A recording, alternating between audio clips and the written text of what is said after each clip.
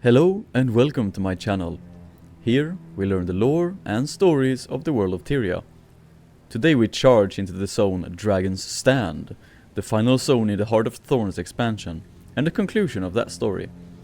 We will dive into the lore and landscape of Dragon's Stand, as well as follow our boy Eryndel as the final battle with the jungle dragon draws near.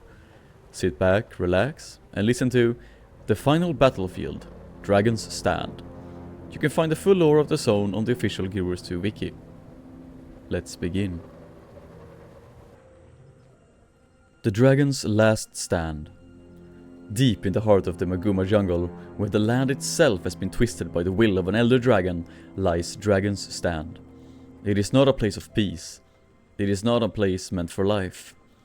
It is a battlefield. Here, the jungle is no longer a forest, it is a weapon, reshaped by Mordemoth, the jungle dragon.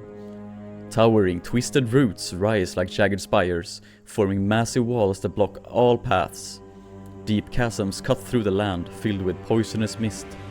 The air itself is thick with the presence of the dragon, whispering through the trees, pressing against the minds of all who step too close. This is Mordemoth's domain, and it is dying with him. A land shaped by a dragon's will. Long ago, the Maguuma jungle was wild, but it was a natural place. The plants grew freely, the rivers ran clear, and the creatures lived as they always had. But when Mordemoth awoke, everything changed. The jungle did not simply fall to the dragon's corruption, it became part of him. His mind stretched through the roots, bending them to his will. His power ran through the trees, turning them into towering fortresses of vines and thorns. His voice whispered in the wind, calling his minions to him. Over time, the land itself became a living extension of Mordemoth. Now, there is nothing natural about Dragon's Stand.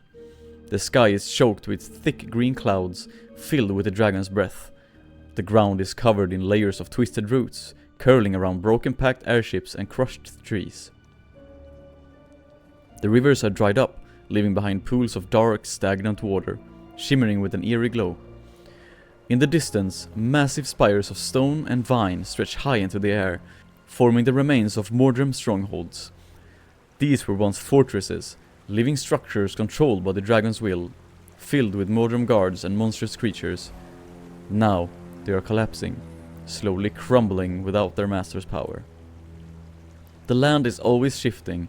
Great cracks split the jungle floor, some leading into endless pits of darkness, others revealing glowing ley lines, pulsing with raw, magical energy. The ground shakes as if the jungle itself is in pain. Dragon's Stand is not just a site of the final battle, it is a land caught in the moment of destruction. The Frontlines of War.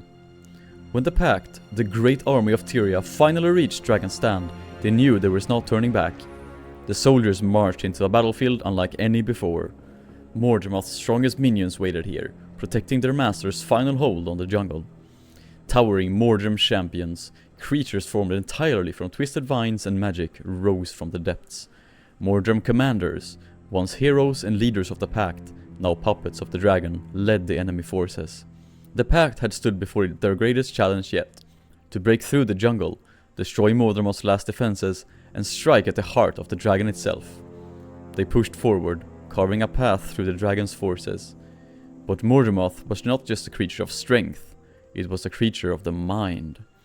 Even as the Pact fought, the dragon's whispers filled the air. It tried to break them, to turn them against one another. Some warriors heard voices of their fallen friends, calling out to them from the shadows. Others felt their own minds slipping, the dragon clawing at their thoughts, trying to take control. Still, the Pact pressed on. Through the ruined jungle, through Mordrem strongholds, through the very heart of Mordemoth power, they fought. Until, at last, they reached the dragon's domain.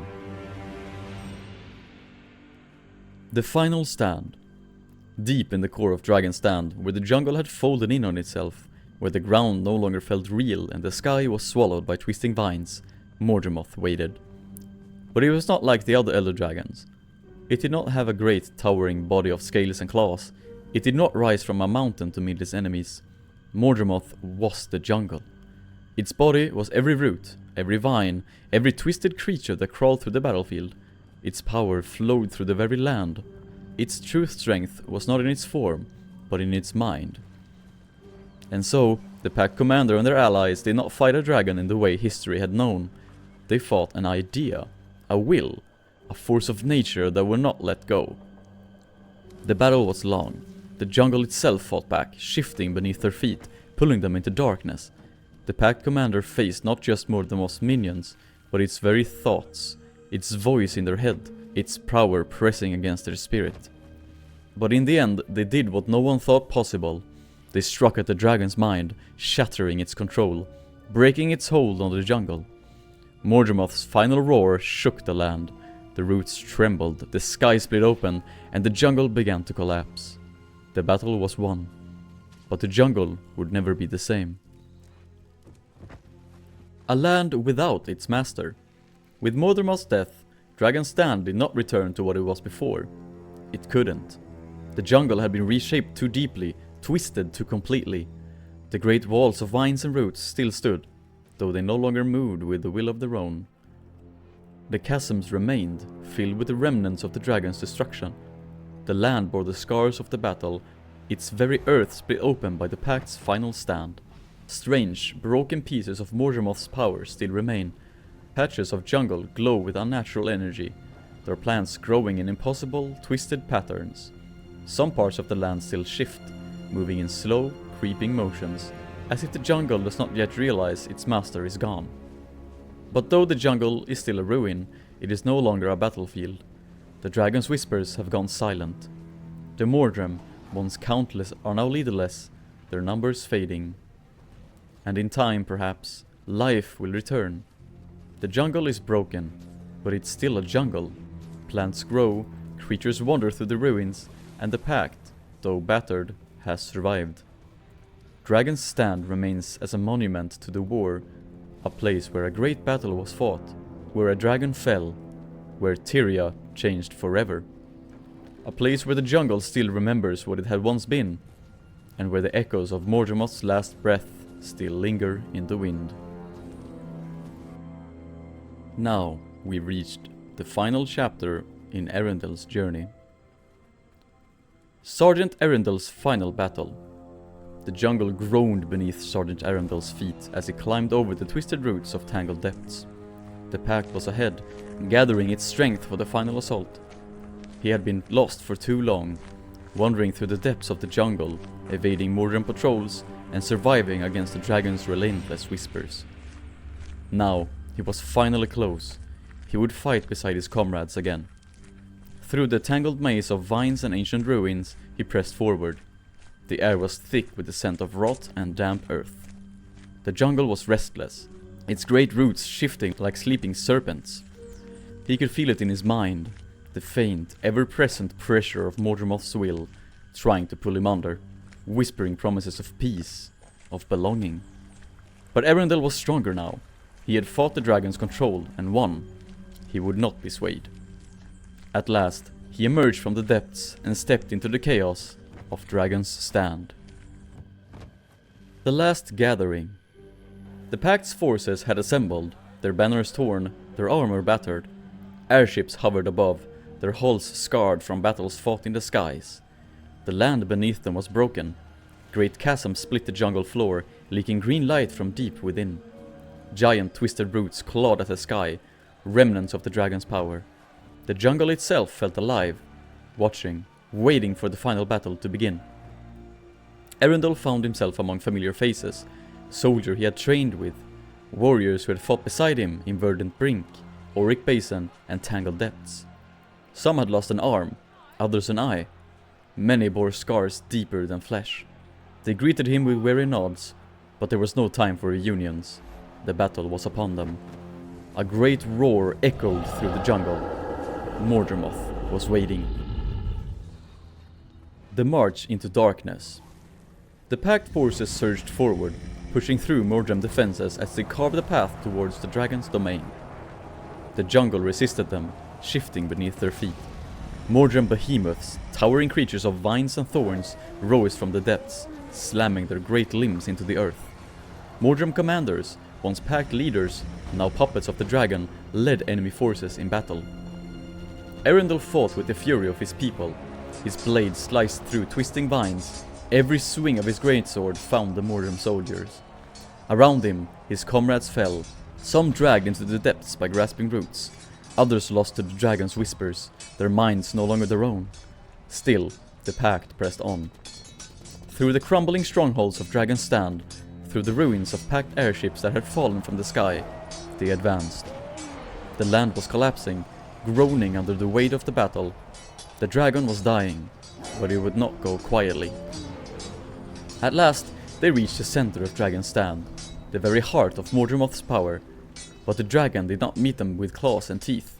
It met them with their own fears. The whispers grew stronger, pressing against Eryndel's mind, calling his name. Visions of his past flickered before his eyes. His grove, his people, his dream. He saw friends he had lost, their faces twisted with vines, calling to him, pleading with him to listen. He fell to his knees, the weight of it crushing him. "Rest, little leaf." The dragon's voice coiled through his thoughts, gentle and suffocating all at once. "There is no need to fight. You are home." But Eryndel remembered the pain. He remembered the suffering of his comrades, the destruction brought by Mordremoth's will. He remembered what had been taken from them. With a shuddering breath, he stood.